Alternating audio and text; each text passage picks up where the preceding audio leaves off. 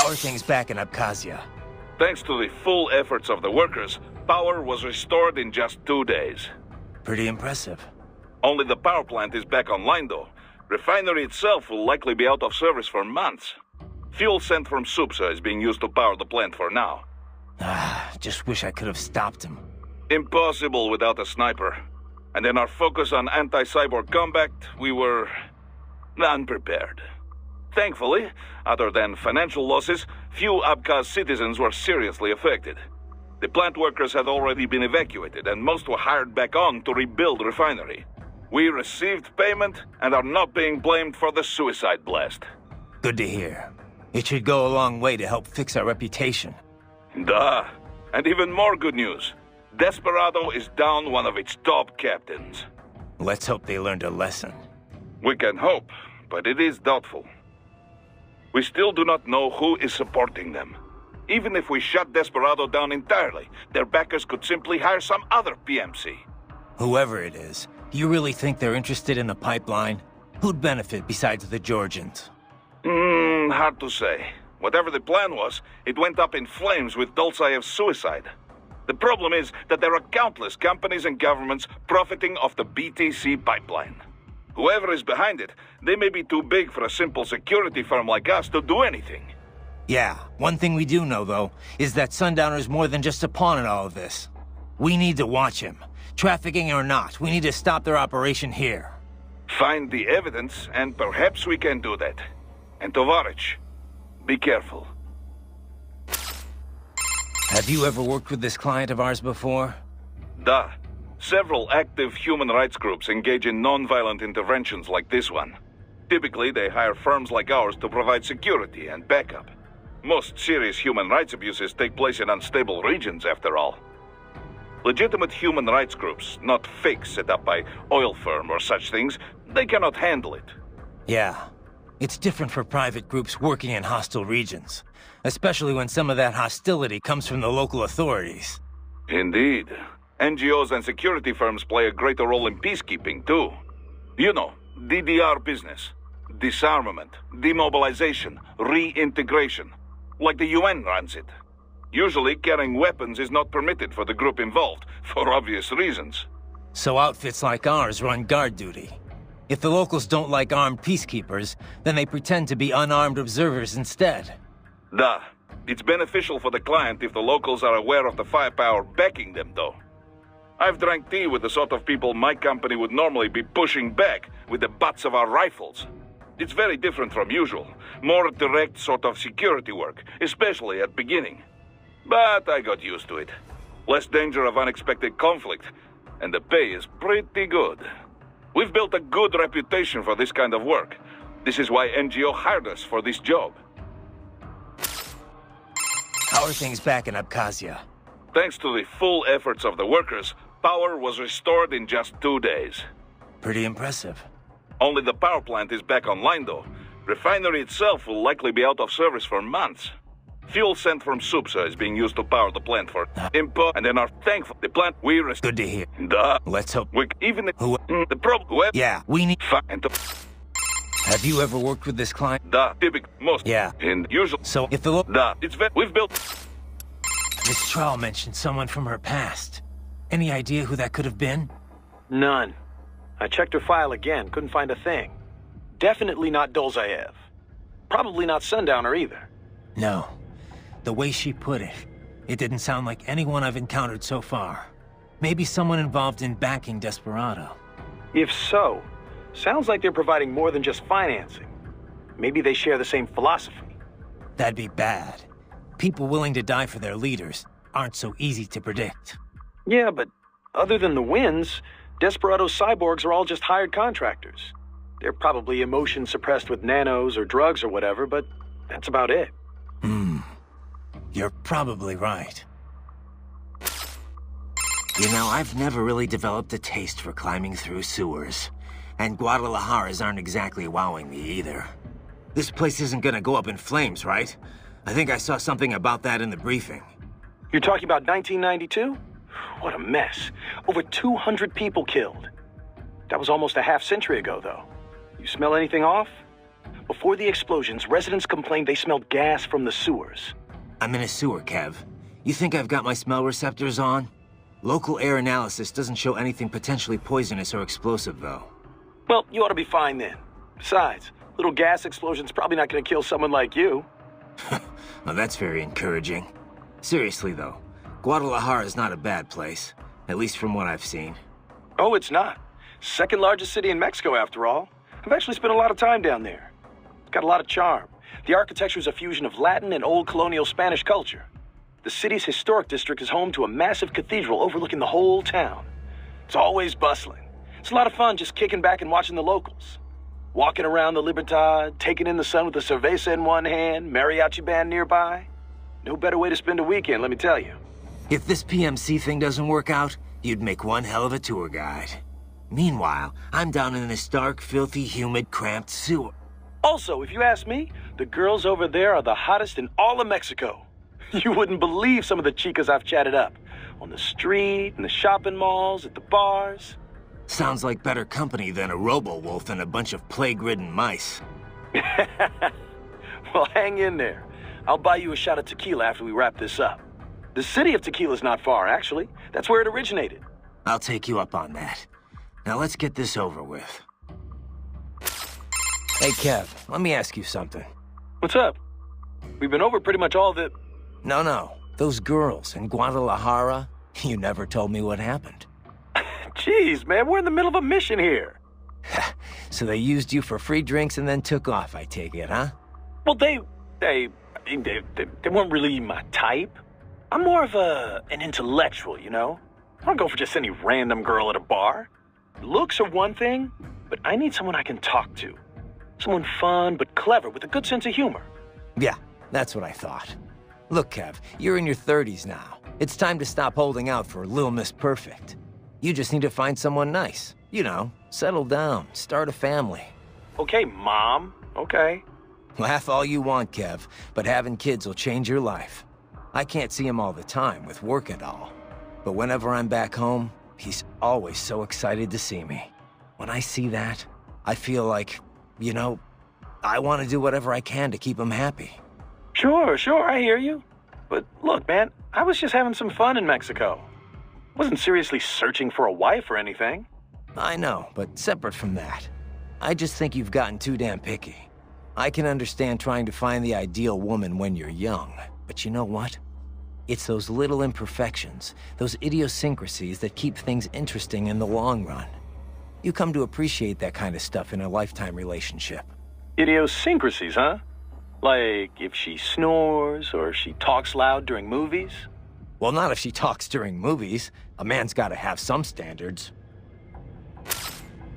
Hey, Kev, you have anything on that sword Sam was using? Didn't seem like your garden variety high-frequency blade. It's not. It's a samurai sword. The real deal. 16th century make, handed down in his family ever since. Sam had it recast as a high-frequency blade. Doesn't say by who. Is this something I need to worry about? Maybe. You know the basics of sword making, right? The harder the metal, the better it cuts, but also the more brittle it is. So a sword's gotta be sturdy, but also just pliable enough to absorb shock without breaking. Walking that line, striking that balance, that's what makes sword crafting an art. Japanese swords fuse different types of iron, each with different amounts of carbon. Different levels of flexibility, in other words. So the blade can be tough and razor sharp. And that gets multiplied when the sword gets the HF treatment? Yeah. Basically, the high-frequency upgrade sets the blade vibrating really fast, right? That vibration acts on the electron shells of atoms in the sword and the local electromagnetic field. When the EMF achieves resonance, the blade's bonding is strengthened. At a quantum level, it's like the entire sword is made up of the exact same particle type. It also disrupts any atoms it comes into contact with. Say, those that make up the target. Their electron clouds shrink from exposure to quantum decoherence at the Planck scale. In other words, it electrically severs the bonds that keep the target's atoms together. You lost me around the EMF part. And that's the dumbed-down explanation. To be honest, even I don't understand all the details. Point is, an HF upgrade is like an amplifier. It multiplies what's already there. So Sam's badass blade might give him the edge. I mean, you know what I mean. The original sword was really that good? Sounds like it. Says here it's a Murasama blade. Murasama. Sounds familiar. One of the top 10 best-known sword makers worldwide, easy. In Japan, he is legendary. They say his swords thirst for blood, that they choose who will wield them, you know, that sort of thing. Ooh, now I really am scared. I know, right? Where the hell did Desperado get all these cyborgs anyway, Kev? Hard to say. They're not as rare as they once were, but still. Of all registered PMC troops, we're still talking what, 3% have enhancements? Maybe 5% tops. Mostly career military who got hurt on the battlefield one way or another. Getting their arms or legs back lets them keep earning a living. But most able-bodied soldiers are still reluctant to sacrifice their own healthy body parts. Plus, the surgery is highly specialized. Expensive as hell. Not to mention maintenance costs after that. Unless insurance is footing the bill, most guys couldn't afford enhancements even if they wanted to. Maverick's got some cyborgs. What's their story? They all wounded in action? Mostly. I heard a few saved up and paid for it themselves, but just a few. There is this one crazy blonde guy, though. I heard he asked for a full body conversion. The Patriots didn't leave me much of a body to begin with. I just had Herr Doctor finish what they started. You know I'm just giving you shit, man. Anyway, yeah. Looking at the numbers, cyborg soldiers are still a pretty small minority. Not really surprising when only contractors in developed countries are offered insurance. Third world soldiers get hurt out on the field, and that's all she wrote. They can't work as a merc anymore. Most times, they can't really work at all. Well, Desperado's up to something, because cyborgs are definitely not in the minority here. I've heard of some PMCs covering the cost of the surgery for their disabled. The mercs get their career back, sure, but the PMCs aren't exactly running a charity. These guys have to work to pay it off until the company at least breaks even on them. Any cyborg breaks his contract early would probably be in debt for the rest of his life. You think that's Desperado's MO? I can't prove it, but sure as hell wouldn't surprise me. So what kind of deal does Maverick offer its contractors? Oh yeah, I forgot you're full-time too. You never contracted with us? Nope.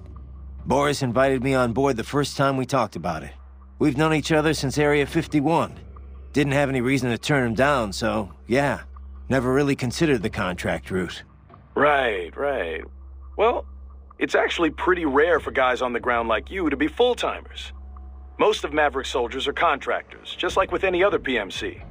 It just makes sense. After all, it's never the same job twice in this business. Each mission has its own requirements. Force size, skill set, all that crap. So generally, we contract out on a per-mission basis, or a fixed schedule for longer jobs. A lot of US companies are doing it that way lately, not just PMCs. Besides, a good contractor can earn more than most regular full-time employees. Definitely a hell of a lot more than regular military. And if they want to quit, can they get out of their contract? Yep. Of course, just up and quitting right in the middle of a mission would cause problems. Just like any other job, you know? We'd want some notice to settle on a new end date, but hold up. You're not thinking of leaving us, are you? Just curious. You still busy with all that other work, Kev? You know me, man. Kev of all trades. I got a lot on my plate. Briefing prep, arms procurement, client negotiation, HR, biz dev, accounting, you name it. Lately, though, I've been focusing more on sales and on-site coordination. Oh, and advisor work like this. Never sleep, do you? Things have been better since Courtney joined up, at least. Miss Trowell mentioned someone from her past. Any idea who that could have been? Not definitely. No, maybe If... that'd be... Yeah, but they're probably... Miss Trowell meant any idea... Not definitely. No, maybe If... that'd be... Yeah, but they're probably... Doc, I'm seeing Desperado cyborgs explode here after I take them down. For security purposes, I would imagine. Cyborgs often use classified tech from suppliers who take great pains to maintain their trade secrets. Most likely, these models have a self-destruct failsafe that triggers once they cannot defend themselves. So they die even though their brains could be transferred to a new body? I understand your concern, Raiden, but I'm sure these conditions were clearly stated in their contracts. This is one area that is well regulated by the law. PMCs must inform their workers of such things. These men knew the danger when they signed up. No doubt they were compensated for the additional risk. Right. You should be more concerned with the potential for data loss in these explosions. They could damage or even erase the holographic memory in their left hands. Though to think on it, the data is most likely automatically wiped before detonation, just in case it would survive the explosion and resulting shockwave, you know. Yeah. Sure, Doc. You must remove the hands before the critical system shutdown sequence can activate. Remember it this way. Before you kill, make certain no cyborg is left with a left hand. Raiden, have I told you of the research I was conducting before we met? Several times. It was the Cold War. East Germany. The DDR. My field was infantry weapon research. It was a magical time. Secret research. Top secret, you know. All for the Soviets, but so exciting. I was free to explore wherever my findings took me. I never had a budget request refused. Not once. I was young then. Working, always working. Most nights I would sleep under my desk, you know. Call it nostalgie, but East Germany wasn't so bad. Nostalgie being German for East nostalgia, of course. Of course.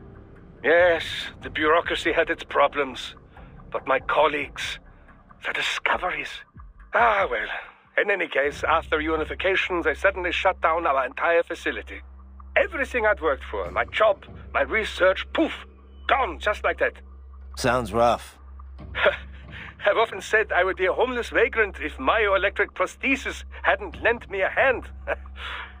Artificial limbs were crude props then, you know, designed only for appearances. They were hardly functional. If you lost an arm or leg, you were disabled, and that was that. The key was running actuators based on electromyography signals from the skin's surface, of course. This enabled a great range of movements, even more so than a natural limb. It was then I realized my knowledge of robotics and engineering could come in handy. So, I contacted a prosthesis laboratory in Dortmund, and I was hired immediately. Patents filed in my name made quite a bit of money, you know. Soon I was made the head of my own lab.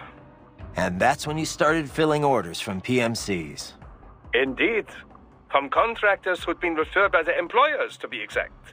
Workers from your industry quickly became our best customers. We were flooded with orders. But my field was never full body conversions. You can imagine my surprise when Boris contacted me. Yeah. Our previous cybernetics maintenance guy went into hiding. But I built on my knowledge and now consider myself an expert on all cyborgs, both partial and full body. Glad I could help with your on-the-job training. Seriously, though, we're lucky to have you on board. Yes, I should think we have both benefited from our arrangement.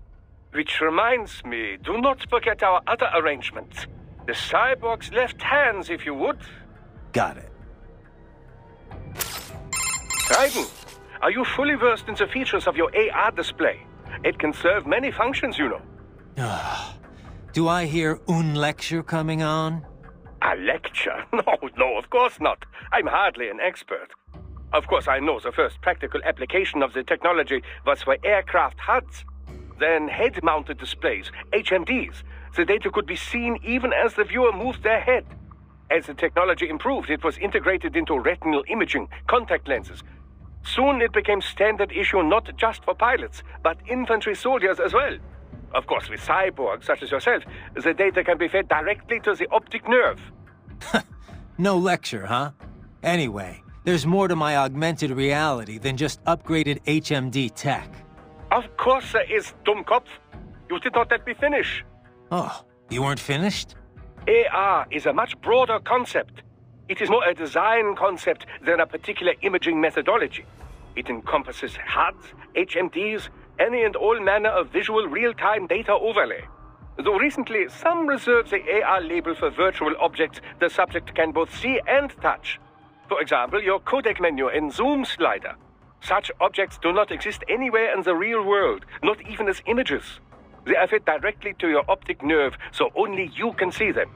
Yet, when you interact with them, sensory feedback is delivered to the nerves in your fingers. It gives you the sense of touching a thing that does not exist. Beats lugging around a sat radio and giant scope, that's for sure. There is another school of thought on precisely what constitutes AR. Seriously, more of this? It defines AR as anything which obscures the boundary between reality and that experienced by the viewer. Well, how would that be different from VR? Well, for example, let's say that you and I are having a nice chat face to face. Suddenly, I disappear. Poof! And in my place appears a ravishing, nubile young woman. Is the girl the projected image or the reality? Perhaps I was the AR. How would you know? The accent might be a clue. Ah, such things can be controlled with a simple hack of your auditory nerves. Well, that's comforting. So how is this different from VR again? Well, I suppose, strictly speaking, it is rather similar. Both are a method for completely fooling the senses, rather than simply augmenting them. Although, technically it would be MR, mixed reality, since there are some real elements involved. Yes, of course, that would be the distinction and the correct term. In any case, the advance of MR technology leads to many interesting philosophical questions. What happens when appearances cease to have meaning? It is no longer see it to believe it, after all. It could make for a great advance in cyborg acceptance, you know. They could project a perfectly normal human body to be seen by anyone who can perceive MR. I don't know. Sounds like it might cause more problems than it'd solve to me. Hey, Doc. What can you tell me about the carbon nanotubes used in artificial muscles? I know they're the real key behind the proliferation of cyborgs, but... Well, a carbon nanotube, or CNT, is a sheet of carbon graphite formed like a tube. They range from 15 nanometers in diameter all the way down to under 1 nanometer. 1 nanometer, you recall, is one billionth of a meter. Quite small. As you've likely seen, the carbon atoms that make up the sheet are organized in a 6-point ring shape. These hexagonal structures are connected to each other along their edges. Sort of like a soccer ball. Precisely. Such structures are known as Buckminster fullerene. CNTs were discovered by accident while scientists were researching other fullerenes. CNTs have assorted properties, each with the potential to drive vast leaps in industrial technology. Consider, for example, that the conducting properties and resistance to strong currents far outclass copper. They have great mechanical strength and can be shaped into incredibly thin form factors, all of which can directly contribute to improving integrated circuits. Furthermore, the atomic links in sp2 carbon are the strongest of all types of atoms. Its tensile strength is greater than even diamond. All that, and its weight is only half that of aluminum. It is also quite elastic, making it ideal for bomb-proofing vehicles, buildings, and other structures. Sounds like some kind of wonder material. There have been numerous plans drawn up for orbital elevators in the past. The problem being that no material was strong enough to make them practical. CNTs make such dreams one step closer to reality. You can change their structures by using the right power voltage, and they can withstand temperatures between -190 and +1500 degrees centigrade. They feature a large surface area and an empty space within the tube. This allows for such things as fuel and catalysts to be stored inside. It's that particular trait which has enabled the development of fuel cell-infused artificial muscles. Straight out of sci-fi, huh? Well, truth is stranger than fiction. Science fiction, even. Scientists are currently expanding upon all of CNT's uses. But it has taken a fair amount of time since their discovery for practical implementations to pop up. Historically, mass manufacture was deemed too difficult, the costs astronomical. Practical manufacturing methods were established in the early 2010s, but the Patriots hushed that up. Indeed. And now that it's out in the wild, we are finally well and truly in the carbon nanotube age. Remember now, Raiden, left hands. Recover as many as you can. I got it, Doc, I got it. I'll bring back all the flash memory you can handle. Holographic memory. It's very different from standard semiconductor memory, you know. Yeah. But it's still solid-state storage, right? Well, yes, but they are perhaps more different than they are similar. Holographic memory utilizes the same optical interference that holograms rely upon. Right. That image is used to appear 3D. Traditional media reads and writes bits on a two-dimensional surface in linear fashion. Holographic memory, however, does this in 3 dimensions, using light at different angles. And that gives you... what? Speed. It can read over a gigabit of data in a second. And capacity. A 2-inch square cube of lithium niobate crystal can store 4 terabytes of data. It is also highly resilient against data loss caused by damage to any part of its media. This is because the bit information is not localized, but used as an optical diffractor across the medium. For battle data, there is no better type of storage. Beats having a hard drive clacking away inside your arm anyway. Indeed. Spinning media. Hard to imagine we ever put up with such nonsense. So, Doc, what kind of data can you extract from those left hands anyway? Oh, all manner of information. But the short list? Energy consumption, damage level, intracranial and blood pressure, blood sugar, GPS history, recorded computation, Doc. time-stamped readings of distortion and stresses applied to... All right. Power consumption rates, remaining battery, codec logs, and wavelengths. Okay, Doc, okay. As a field of technology, cyber, it is my duty as an engineer to collect and... Makes sense. But... accessibility. A unit can remove it. I would advise you not to remove your own to facilitate recording of everything you see, hear. So, each time the storage is connected... Yeah, I have some experience with that. Perhaps we could chit-chat later, Raiden. I'd hate to occupy too much of your time. So, what is your next move? Perhaps we could chit... Wolf? You're a one-of-a-kind prototype, right? Correct. I was originally conceived as a weapon to replace humans and cyborgs. Conversation and intelligent decision-making were deemed essential to the role. The project was eventually cancelled after 3 years in development. Why? I have intelligence, but I lack a specific quality essential to any combatant. What's that? Brutality. I am not human, thus, I lack the brutality inherent to humanity. I was shut down, then revived, apparently on Sundowner's orders. Sundowner? But what's he want with you? Unknown. A manifestation of his sense of humor, perhaps. As a machine, I am more sensitive to my fellow man than an actual fellow man. This amused him. Guy has an odd sense of humor. So, you were under Mistral's command all this time? I originally took orders from Sundowner, but not for long. As a novelty, I did not last. Mistral saw more potential in me. What'd she see? Unknown. However, she apparently enjoys the company of dogs. She demanded 100% obedience. As long as it was given, she treated me well. She was looking for companionship? That I cannot say. I still have relatively little communication experience with humans. My ability to read emotions not explicitly expressed by speech is lacking. Wolf? You're a one-of-a-kind... Correct. What? I have... What's... I was... Sundown... But what... As a... Wolf? You're a... Correct. What? I have... What's... I am... I was... But what's... Unknown...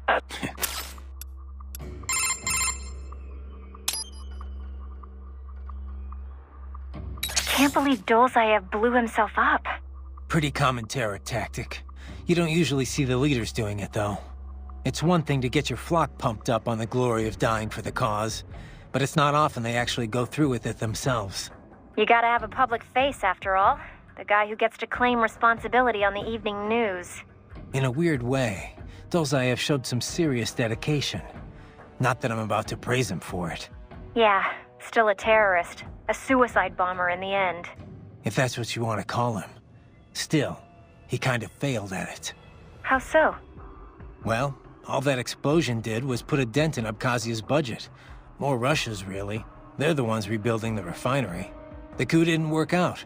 He couldn't overthrow the government. He was barely a blip on Russia's radar. So, you're saying the bombing didn't accomplish any of his goals? He did it just because he was cornered? Sounds more like just plain suicide. Yeah. Probably wanted to end things with his own hands. Like a samurai committing harakiri.